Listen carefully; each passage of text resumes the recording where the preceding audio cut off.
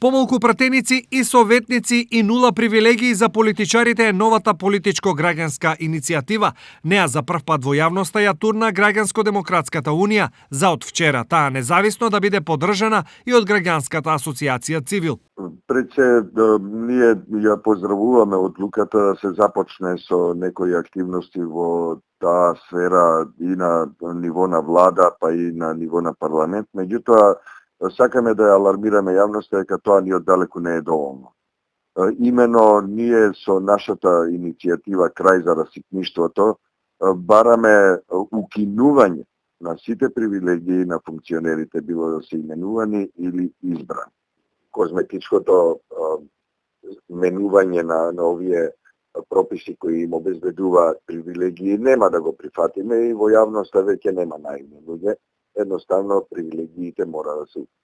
Речи се во исто време, конкретна и многу штедлива идеја предложи и Демократскиот сојуз на Павле Трајанов. Тој смета дека бившите председатели непотребно имаат доживотни и расипнички привилегии. Предлагам прво нешто председател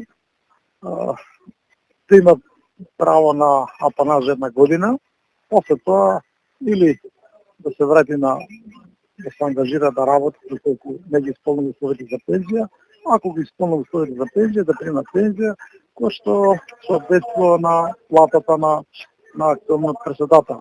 Секој поранешен председател да има канцеларија или кабинет во парламентот и од постојните служби, тие да го обслужуваат доколку има потреба за било што. Колку овие изјави дадени од политичари се реална грижа за државните трошоци, а колку сепак зад нив се крие и одредена доза на популизам. Никогаш нема популизам ако се работи за реални мерки на штедливост. Дали тие во даден момент може да звучат популистички? Може. Но ако има реален одраз дека тоа ќе донесе до некоја рационализација, ја прифаќам. Доколку се најде некоја рационално стозначно решение, прифаќам секаква рационализација и штедење, бидејќи на Македонија еднашка треба да дојде ситуација во која што сите ќе штедиме, а тие треба пред нас да штедат. Дека раката на политичарите во граѓанските пари станала многу долга, согласни се и граѓаните, жртви на нивните алчни избраници.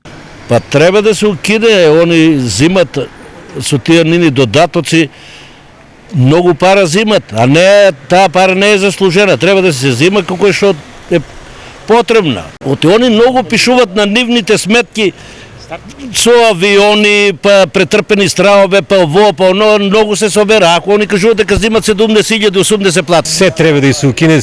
Превише 100 пари, мислам, џабе тие пари дават. Само се они знаат, ама ајде. Така ние сме си криви, ние ги бираме што. Иако новата иницијатива нула привилегии за политичарите станува се поактуелна, прашање е дали политичарите државните пари ќе ги остават барем малку да одлежат на сметките. За подсетување, жестокиот притисок на јавноста на функционерите од 30 на 20% лани им ги намали компензациите за патни трошоци, што е и единствена каква таква победа на јавноста над привилегиите.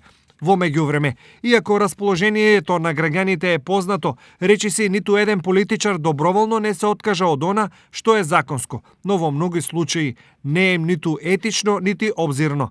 Мира Стојчевска, Бети Рабаджиевска Наумовска, Алија Камберовски, Хари Локвенец, Милева Ѓоргиева и останатите го возат својот политички пат дебело наплаќајќи ги државните привилегии.